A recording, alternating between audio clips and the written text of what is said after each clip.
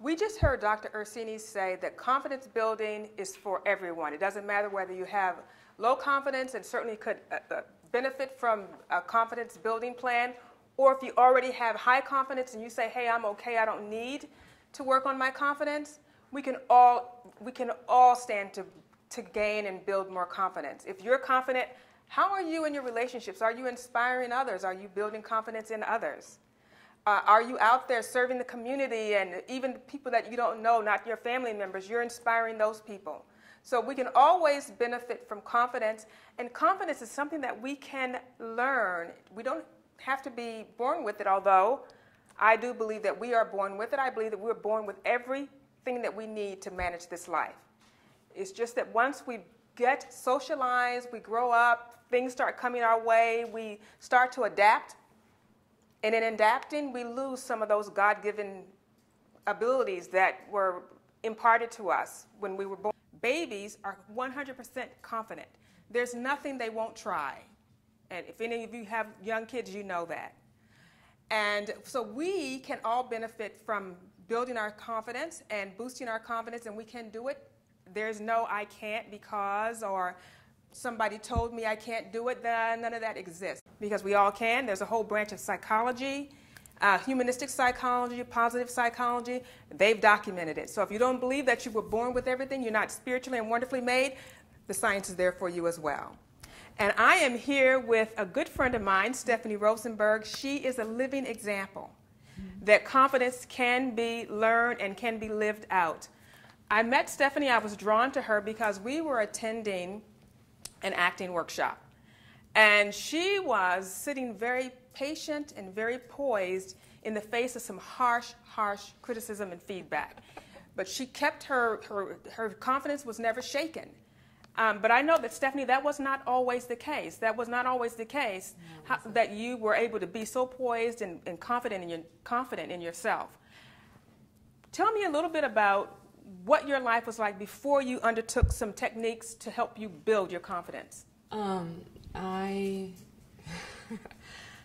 used to suffer from depression, like really severe suicidal depression, where the struggle of whether to take my own life or not was something I dealt with privately, like every 5 minutes of every day. I used to be extra smiley to cover it up. I used to get all the straight A's. I used to have the 20 extracurriculars to cover it up. And it was, I used to actually say to my really close friends, people who like really knew me, it's like, well, I hide myself by not hiding. Well, let me ask you something, Yeah. because that's very interesting, because some people do put on these masks. Yeah. So you had your mask on. Oh, yeah. And you totally. were very confident on the outside, but what was your inside like? What was happening internally?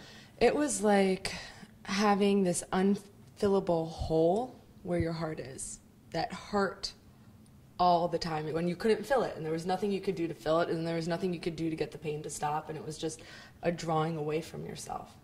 And did you feel that you always had to do the extra thing in order to prove yourself, to show that you were worthy? Or Yeah, you know, it caused definitely looking for validation outside of myself, looking for it in other areas, you know, like notice me, love me, I'm enough, you know, tell me I'm good enough, because I was looking for some way to stop the pain, you know, and I would have done anything to stop the pain.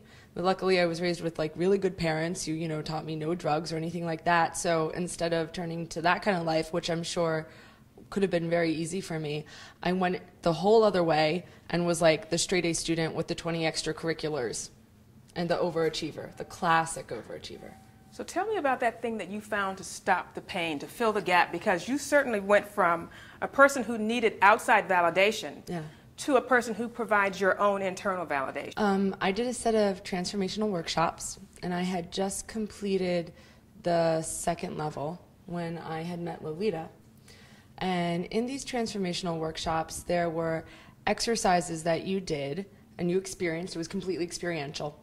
And in these experiential workshops, you got to meet with people one-on-one and in groups of like 5 to 8, and you had a personal coach. And so you would speak your experience of the exercises. People would tell you their experience of you in the exercises, which oftentimes did not match up at all, how you thought you were being, and how everyone in the group was like, no, you were really like this. And you're like, oh my God, I don't want to be that person.